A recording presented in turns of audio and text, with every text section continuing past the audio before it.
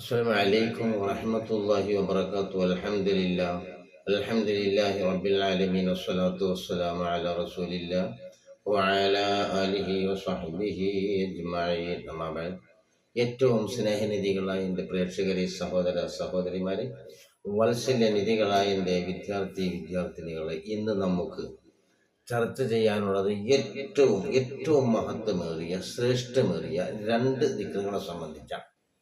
ആ ദിക്റുകളെ കൊണ്ടാണ് അല്ലാഹു സുബ്ഹാനഹു വ തആല ഈ ലോകം മുഴുവനും നിലനിർത്തുന്നത്.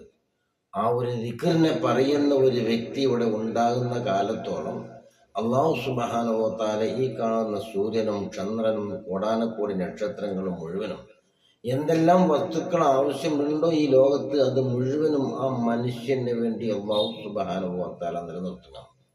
അങ്ങനത്തതായ രണ്ട് ദിക്റുകളെ സംബന്ധിച്ചാണ് നമുക്ക് പറയാനുള്ളത്. അതിൽ ഒന്നാമത്തത്, ആദ്യമായി നമുക്ക് പറയേണ്ടത് എന്താണെന്ന് വെച്ചാൽ, അഫ്ളലു ദുആഇ അൽഹംദുലില്ലാഹ്. എല്ലാവർക്കും പറയാം, എപ്പോഴും പറയാം അൽഹംദുലില്ലാഹ്. പക്ഷെ നമ്മൾ പറയുന്ന വാക്കുകൾ നമ്മൾ ശ്രദ്ധിക്കുന്നത് അങ്ങനെ തന്നെയായിരിക്കണം. മീമൊക്കെ അൽഹംദുലില്ലാഹ് എന്ന് പറഞ്ഞാൽ പോരാ, അവിടെ ചുണ്ട് കൂടുതൽ വേണം. അൽഹംദുലില്ലാഹ്. അപ്പൊ അൽഹംദുലില്ലാഹി റബ്ബിൽ ആലമീൻ എന്നൊരു മനുഷ്യനെങ്ങാനോട് പറയുകയാണെങ്കിൽ അല്ലാഹു സുബ്ഹാനഹു വ തആല പറയുകയാണ്. എന്താ പറയുന്നത് അറിയാം? ഹമിദനി അബ്ദി അൽഹംദു ലീ.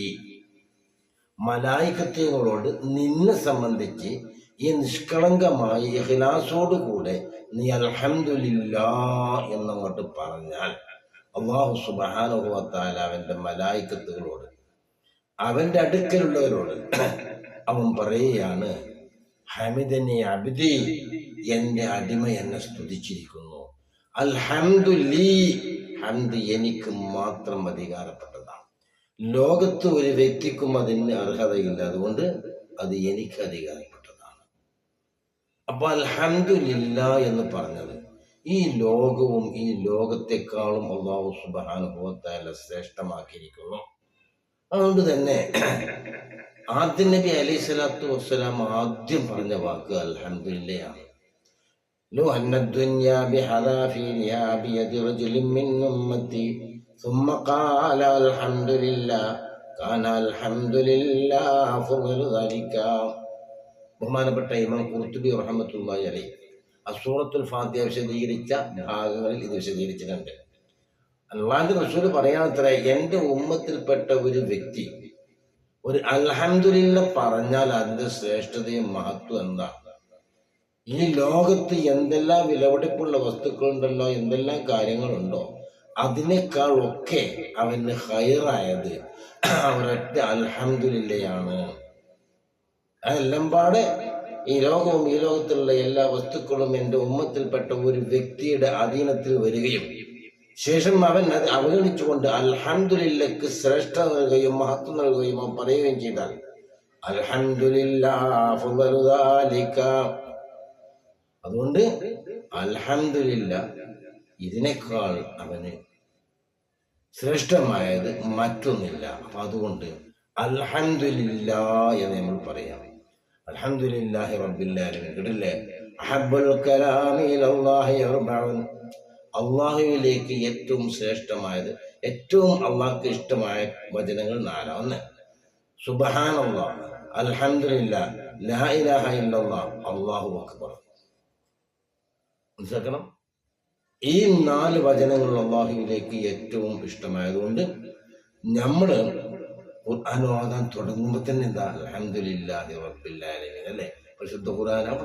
എങ്ങനെ എപ്പോഴും അൽഹംദുലില്ലാഹി റബ്ബിൽ ആലമീൻ.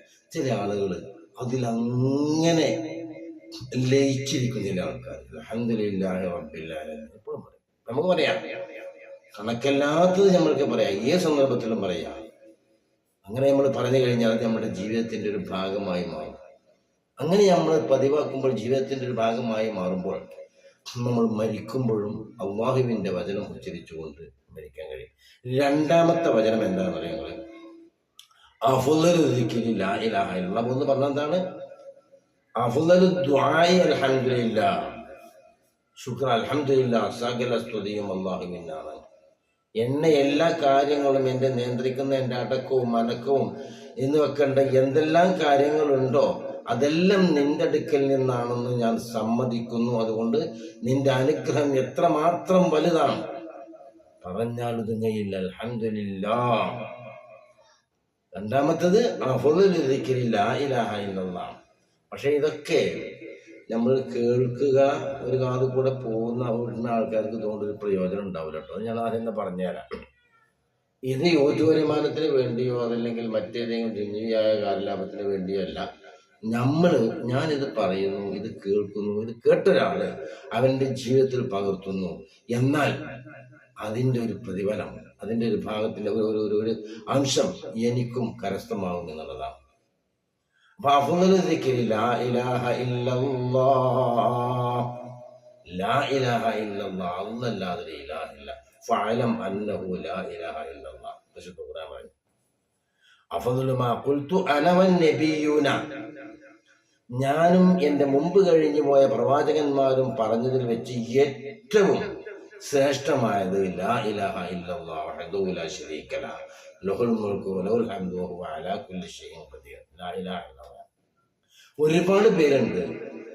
ഇഖ്ലാസ്, തൗഹീദ്, ലാ ഇലാഹ ഇല്ലല്ലാഹ് എല്ലാം ഉൾപ്പെട്ടിരിക്കുന്നു. അസ്മാഉൽ ഹുസ്ന 99 പേര് അടങ്ങിയ ഒന്നാണ് ലാ ഇലാഹ ഇല്ലല്ലാഹ്. അല്ലാഹുക്ക് 99 പേരുകളുണ്ട്. ഇന്ന ലില്ലാഹി തിസ്അതൻ വതിസ്ഈന ഇസ്മ മൻ ഹഫിളഹാ ദഖലൽ ജന്ന. അതാരെ അള്ളാഹ്ക്ക് 99 പേരുകളുണ്ട്. ആ പേരുകൾ ആരെങ്കിലും മനപ്പാടമാക്കിയാൽ ദഖൽ ജന്ന, സ്വർഗത്ത് കടന്നു. അപ്പൊ ഇതെല്ലാം പാടെ അടങ്ങിയ ഒന്നാണ്, ഒരു വചനമാണ് ലാ ഇലാഹ ഇല്ലല്ലാഹ്.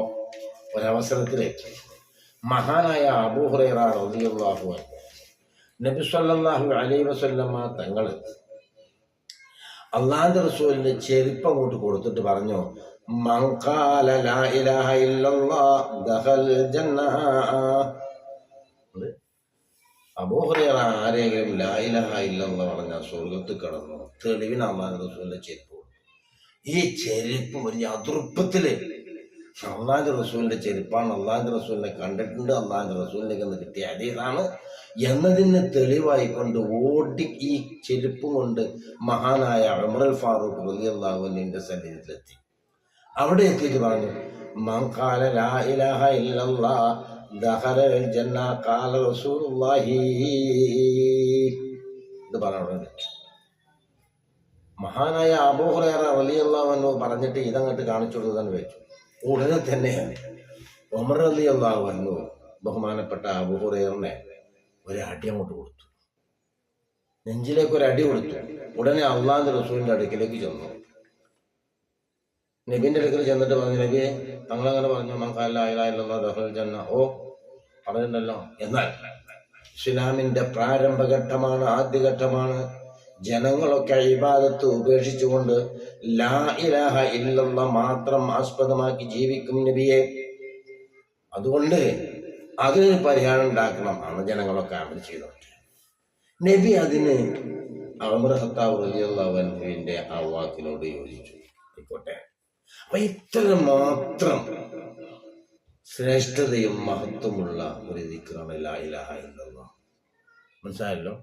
അപ്പൊ അത് എപ്പോഴും നമ്മൾ പറയുകയാണെങ്കിൽ നമ്മുടെ മനസ്സിലുണ്ടാവും. ഒരിക്കലും അബൂ ഹുറൈറ റളിയല്ലാഹു അൻഹുവിനോട് നബി സല്ലല്ലാഹു അലൈഹി വസല്ലം തങ്ങൾ പറഞ്ഞു, യാ അബാ ഹുറൈറ ഇന്ന കുല്ല ഹസനത്തിൻ തുഅമിലുഹാ തുസന യൗമൽ ഖിയാമത്തി ഇല്ല ഷഹാദത അൻ ലാ ഇലാഹ ഇല്ലല്ലാഹ്. അബൂ ഹുറൈറ, നാളെ ആഖിറത്തിൽ വെച്ചുകൊണ്ട് നന്മയും തിന്മയും തുലനം ചെയ്യുന്ന സന്ദർഭത്തിൽ അഷ്ഹദു അൻ ലാ ഇലാഹ ഇല്ലല്ലാഹ് അഥവാ ലാ ഇലാഹ ഇല്ലല്ലാഹ് അതിൽ നിന്ന് മാറ്റിവെക്കും അബൂ ഹുറൈറ. ബഹുമാനപ്പെട്ട ഇമാം ഗസാലി അദ്ദേഹത്തിന്റെ അഹിയാഉൽ ഉലൂമിൽ രേഖപ്പെടുത്തി വെച്ചത് കാണാം. ആ ലാ ഇലാഹ ഇല്ലല്ലാഹ് മാറ്റും. കാരണം എന്താണ്? ഒരൊറ്റ ലാ ഇലാഹ ഇല്ലല്ലാഹ് പറഞ്ഞാൽ 7 ആകാശഭൂമിയേക്കാൾ അർജാണ്, കനം കൂടിയതാണ്.